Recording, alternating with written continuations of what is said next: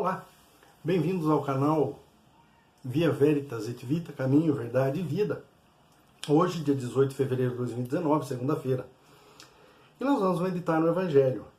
A antífona que se canta ou que se reza antes da leitura do Evangelho de hoje é justamente a citação dessa passagem, João 14,6, onde Jesus diz: "Sou o caminho, a verdade e a vida, ninguém vem ao Pai senão por mim." Então vamos lá. O Evangelho de Jesus Cristo, segundo São Marcos, tirado do capítulo 8, versículos do 11 a 13. O Senhor esteja conosco, Ele está no meio de nós. Proclamação do Evangelho de Jesus Cristo, segundo São Marcos. Glória a vós, Senhor. Vieram os fariseus e puseram-se a disputar com Jesus e pediram-lhe um sinal do céu para pô-lo à prova. Jesus, porém, suspirando no seu coração, disse: "Por que pede esta geração um sinal? Em verdade vos digo, jamais lhe será dado um sinal." Deixou-os e seguiu de barca para outra margem. Palavra da salvação, glória a vós, Senhor. Esse é um daqueles evangelhos em que, embora Jesus não diga muita coisa, tem muita coisa a ser entendida, né? Ele fez um diálogo rápido com os fariseus, né, que estavam tentando pegar Jesus mais uma vez, né, eles estavam tentando armar alguma para cima de Jesus e disputando com ele, querendo que ele dissesse coisas, fizesse coisas, até que eles não suportam a curiosidade e a falta de fé, né, e pedem para Jesus, para pô-lo à prova, que ele fizesse um sinal vindo do céu. E se a gente for observar, não mudou muita coisa do que era para o que é hoje, para aqueles que estavam próximos de Jesus e para aqueles que hoje são chamados a seguir Jesus. As posturas são muito parecidas, né? A gente está sempre pronto a desconfiar, né? Enquanto que se deve ter fé no Filho de Deus e acreditar em tudo que tem sido provado ao longo de 2000 anos a respeito da fé que se tem em Cristo Jesus, que é o Filho de Deus, que é ressuscitado, né? As pessoas questionam, e quantos de nós já não fizemos isso, né? Mas é uma postura que nós temos ainda hoje, que não é novidade, já era no tempo de Jesus. Todo mundo viu o que Jesus fazia, todo mundo conhecia Jesus, via que não era uma questão de uma humanidade bem trabalhada, não era uma questão de ser muito elegante, não era. Ele é Filho de Deus e ele se comportava como tal, né? E mesmo assim as pessoas insistiam em não ver tudo que estava diante dos olhos e queriam ver além disso, dizendo, né, faz um sinal aí, faz um abracadabra aí para a gente acreditar que você então é Filho de Deus. Embora os milagres que Jesus fizesse fossem recorrentes e continuam sendo, mas a dificuldade está nisso. A palavra de Deus é muito clara e não é quem vê que vai acreditar, é quem acredita que vai ver. Porque a fé do cristão parte do fato de ele endossar a sua fé, vamos dizer assim, de ele ligar a sua crença, a sua fé à pessoa de Jesus. É engraçado, porque, por exemplo, quando as pessoas querem questionar a respeito das verdades da fé, verdades do Evangelho, eles vão dizer: ah, mas será que o Evangelho é verdadeiro? Quer dizer, 2000 anos de história para mostrar que o que está aqui acontece de fato, se repete na história, não é o suficiente. Aí chega um Zé Chimbica aí, né? Ah, Evangelho segundo o Zé Fulano. Ah, não, isso aqui é coisa pra gente dar muito crédito. Não por São Paulo. São Paulo vai dizer: se alguém vos pregar um outro evangelho diferente desse que temos trazido, que seja considerado maldito, anátema, né? Amaldiçoado, afastado, porque não pode. Só existe um evangelho de Jesus Cristo. E nisso existe uma confusão muito grande, gente. Pessoas que acham que dá para ser católico né? Católico com... Não, católico é católico. Ou você é seguidor de Jesus, acredita em Jesus, nas propostas dele, na radicalidade que ele pede para a vida do Evangelho e tudo mais que se implica, ou então você vai ser o que você quiser. Mas não, se falar isso as pessoas se sentem ofendidas. Ofendidos se sentem os cristãos com essa mixórdia que tem sido feita. Acende uma vela para Deus, uma para o diabo, e está tudo igual. É um negócio estranho. As pessoas querem montar a religião do gosto. Porque estão acostumados no self-service, né? Aqueles restaurantes onde você faz o seu prato do jeito que você quer. Então eles querem ir pegar isso eu gosto, isso eu não gosto, eu tiro, isso concordo, isso eu não concordo. E vão criando uma religião que é uma miscelânea de coisa. que não tem nada a ver com o cristianismo, o que tem de superstição, de, nossa, crendice, né? Confundindo com fé, misturando com superstição, com horóscopo, com... Viu? Quer ser cristão, é cristão, não quer, não precisa. Mas não vem dar relaxo, tem que esculhambar. Né? Vai esculhambar lá com o Islã, vai ver se você vai ser um muçulmano meia boca que pega isso, isso daquilo, e junta uma velhinha daqui, uma coisinha, vai ser muçulmano bagunçando o coreto. Mas o cristão é tolerante. Porque o que acontece é o seguinte, Jesus, Deus, o Pai, a Trindade, o Pai, o Filho e o Espírito Santo, não obrigam ninguém a ser salvo e ir para o céu, vai quem quer. Assim como também ele não condena ninguém ao inferno, vai quem quer. Porta larga, porta estreita, tá aí, escolhe, filho. Aí você vai ser condecorado com aquilo que você escolheu. Né? Eu tinha uma impressão que a porta estreita ou larga ficava lá no fim da conversa. Não, é agora. Né? Então tem gente que mistura crendice de raiz reencarnacionista com cultura oriental, com mais não sei o quê, com mais não sei o quê. Cria um negócio e se diz cristão. E não é uma questão da gente não querer ou gostar ou não gostar. É uma questão de que ou você é isso ou você não é isso. Hã?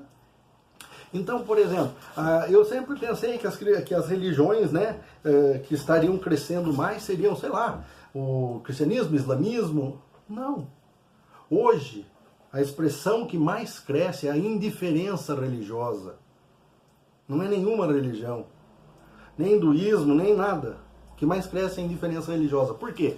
Porque qualquer coisa está servindo e tudo é bom, né? A princípio, a priori, tudo é bom. O que Deus disse que é bom, e o que Deus disse que não é bom e não vai mudar. Né? Ai, mas você fala isso, é um discurso de ódio. Não, não é. É um discurso salvífico, sabe por quê? Porque Jesus diz isso. Quem não está a meu favor está contra mim. Aí ele pergunta para esse povo, mas por que pede esta geração um sinal? Se eu fizer o sinal, vocês vão seguir? É isso? Vocês vão seguir por causa do sinal, vocês não vão seguir por crer em mim. E não é quem vê o sinal que acredita. É quem acredita que vê sinais de Deus na vida. E é isso que tem acontecido. As pessoas pensam partir do sinal, ao invés de partir da sua adesão de fé a Deus. Isso se torna uma complicação. Por quê? Porque não é essa a proposta do cristianismo. E nós, católicos, nós não somos a religião do livro, nós somos a religião do Verbo encarnado. Então, uns conceitos, né, quase esotéricos, agnósticos de religião, de cristianismo misturado com aquilo, não é possível. E isso está acontecendo hoje como acontecia naquele tempo. Né? E parece que a gente também fica tentando pegar Jesus, mas viu, será que a Bíblia está certa? Mas será que foi escrito? Tem 2000 anos de garantia de fé dos apóstolos, de toda a história dos cristãos que viveram antes da gente, dando testemunho de fé, dando a vida, não com conversa, não com diplominha de escolinha dominical, né? Com atestado de teologia, com certificado de teologia. Não é isso. Nós temos que tomar cuidado porque a nossa religião não vire só uma religiosidade, mas ela seja a expressão da vida daquele que crê em Jesus ressuscitado. E a garantia que nós temos é que Jesus foi visto por quem não acreditava também, quando ele ressuscitou. Muitos o viram. E muitas pessoas viram outros ressuscitados em Jerusalém, que já haviam morrido, mas quando Jesus foi até a mansão dos mortos e ressuscitou, trouxe essas pessoas e elas foram vistas. E muitos, quando eles vão narrar isso, eles ainda vão dizer, e muitos daqueles que foram vistos, né, que viram essas coisas, ainda estão vivos, que viram essas pessoas que ressuscitaram. Então veja, é uma questão de nós termos uma decisão de fé, porque nós vamos crescendo de fé em fé. A gente pega a nossa fé de catequese infantil e tenta hoje tirar subsídio para manter a nossa fé. Não, nós temos que crescer. A nossa fé tem que crescer. Né? Por quê? Porque o reino de Deus é dinâmico, ele me leva cada vez mais para cima, mais para o alto, mais para próximo de Deus. Né? E nós precisamos entender isso. Senão nós vamos ficar pedindo sinal, querendo ver coisa. Ai, e olha, gente, cuidado. Ai, o padre fulano, ai, tá acontecendo. Blá, blá, blá, todo mundo vai lá. Ai, mas ali tá tendo coisa. Blá, blá, blá, todo mundo vai lá. Se Deus não puder fazer na sua vida, dentro do seu coração, não adianta você procurar fora. Tanto que Jesus vai falar, entra no teu quarto, fecha a porta, e teu pai que ouve no escondido, ou seja, que ouve quando você está falando do fundo do coração, vai te ouvir e vai te responder. Tanto que Jesus tem uma atitude aqui, Jesus, porém, suspirando no seu coração. Como é que é suspirar no coração? Ele deve ter parado e feito assim, ó. Buscado lá na santa paciência dele, né? Uma resposta que fosse condizente, sem faltar com a verdade, sem nada. Mas ele não pôde deixar de dizer no final, em verdade vos digo, jamais lhe será dado um sinal. Porque o Senhor é o próprio sinal. A garantia que nós temos que aquele que foi crucificado e enterrado na sexta-feira é o ressuscitado, justamente porque ele vai dizer, toca aqui para Tomé. A garantia de que Jesus é ressuscitado e que ele tem em si as marcas do crucificado. Põe teu dedo aqui do lado. Não, Jesus, nem precisa. Não, põe. Eu deixei meu coração aberto para você saber o quanto eu te amo. E que entre todas as coisas eu te prefiro. Entre você e a sua fraqueza de fé, entre você e seu pecado, entre você... Mas você tem que me escolher. E Jesus aqui toma uma atitude ainda depois disso. Deixou-os e seguiu de barco para a outra margem. Quem quer, quem não quer, fica por menos. O que ele vai poder fazer? Obrigar ele não vai. Né? Então cabe a nós termos realmente uma postura decidida e com decisões bem decididas por Deus, de abraçar a nossa fé com verdade. E vai acontecer, com certeza, como aconteceu em Jerusalém, que ele entrou em Jerusalém no domingo de Ramos, foi aquela festa, todo mundo jogou palmas e cantou, Hosana, Hosana, o filho de Davi, ele entrou montado no burrinho, mas na sexta-feira votaram no Barrabás. Gente que viu um monte de milagre. Porque na hora, muitas vezes ainda, a gente vai ver o que? Custo-benefício, quem dá mais. E Jesus está esperando, Jesus quer intimidade conosco, ele está esperando aqueles que queiram amá-lo, porque ele é o amor. Aqueles que aceitem estar diante dele para serem amados e curados profundamente, porque ele é o amor. Jesus não quer nada. Ele tem tudo para dar. Mas ele só quer uma coisa, cada um de nós, por completo. Então sim, isso ele quer.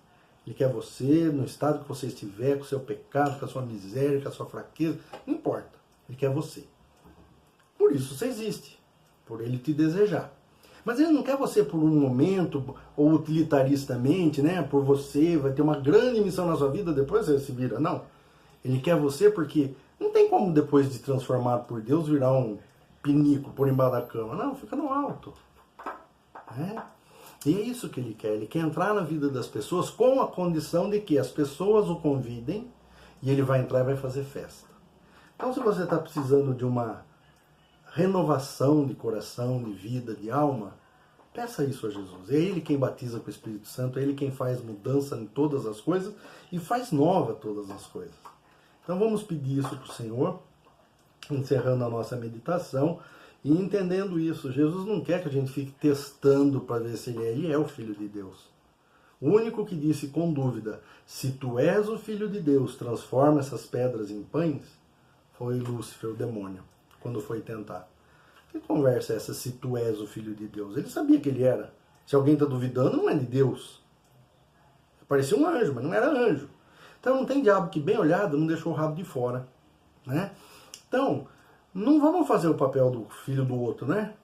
Nós somos filhos de Deus. Quando Jesus nos chama, quando Jesus nos aponta o caminho, quando Jesus nos mostra a sua palavra, é para que nós acreditemos, tenhamos uma adesão pessoal de fé à vontade dele, aquilo que ele ensina, ouçamos a palavra, meditemos a palavra e principalmente pratiquemos aquilo que a própria palavra vai nos ensinar e o Espírito Santo nos dá a condição de viver.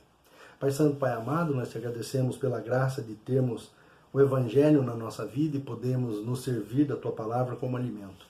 Nós te agradecemos, Jesus, porque você não se poupou em nada e não se poupa em nada, se dando ainda hoje como alimento a nós.